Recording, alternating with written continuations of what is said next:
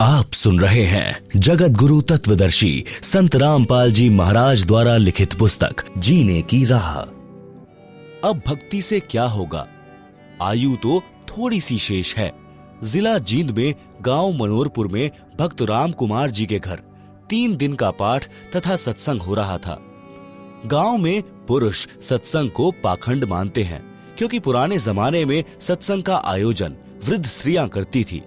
रात्रि में सत्संग करती थी, दिन में पुत्र वधू को, भाई भतीजों को गालियों से कोसती यानी बद्दुआ देती थी। कोई कोई तो दूसरे के बिटोड़े से गोसे यानी उपले तक चुरा लेती थी। कभी पकड़ी जाती थी तो बदनामी होती थी। इसी तरह की घटनाओं से सत्संग नाम से लोगों को एलर्जी थी। भक्त राम कुमार जी के पूरे परिवार ने दीक्षा ले रखी थी। उनको पता था कि यह सत्संग भिन्न है।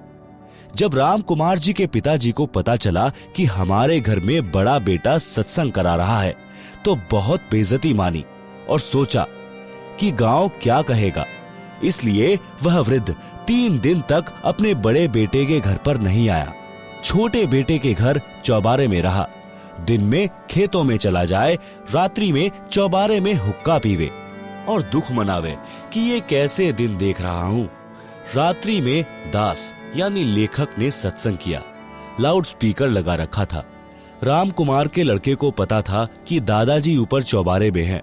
उसने एक स्पीकर का मुख दादाजी के चौबारे की ओर कर दिया।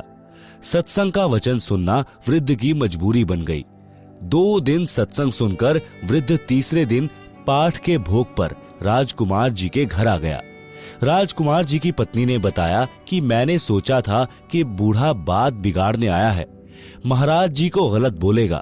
पाठ का भोग लगने के पश्चात राजकुमार जी के पिताजी मेरे सामने बैठ गए और कहने लगे, महाराज जी, मैं तो इस सत्संग से घना नाराज था, परंतु 2 दिन आपकी बात सुनी, मेरे को झंझोड़ कर रख दिया।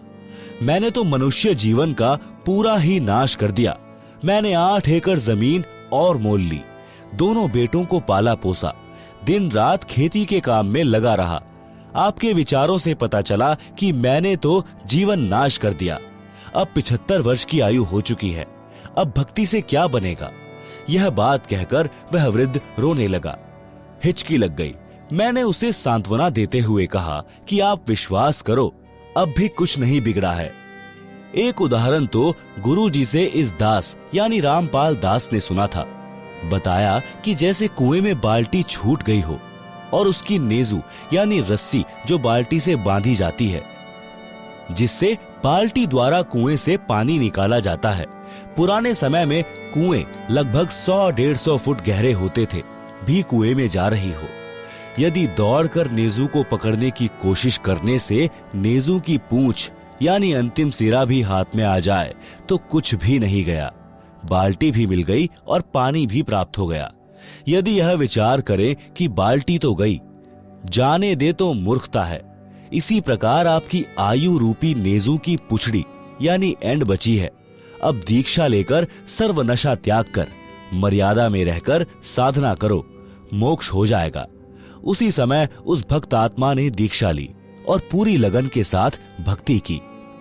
वह 85 वर्ष की आयु में शरीर त्याग कर गया, जीवन सफल किया। वह हुक्का पीता था, उसी दिन त्याग दिया और आजीवन हाथ भी नहीं लगाया। राम कुमार के छोटे भाई के परिवार ने भी नाम लिया। वृद्ध भक्त उनको स्वयं लेकर सत्संग आता था, भक्ति करने को कहता था। गांव मनोरपुर के लोग आश्चर्यचकित थे कि इतना हुक्का पीने वाले ने कैसे हुक्का छोड़ दिया। हुक्का पीने वालों के पास भी नहीं बैठता। एक है चोट सिधारिया जिन मिलंदा चाहा। हरियाणवी कहावत है कि घाम का और ज्ञान का चमका सा लग गया करे। शब्दार्थ भावार्थ है कि भादुआ के महीने में धूप यानी घाम का जोर अधिक होता है। खेत में काम करने वालों को घाम मार जाता है।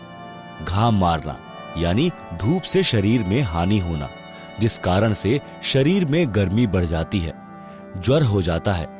इसको कहते हैं घाम मार गया।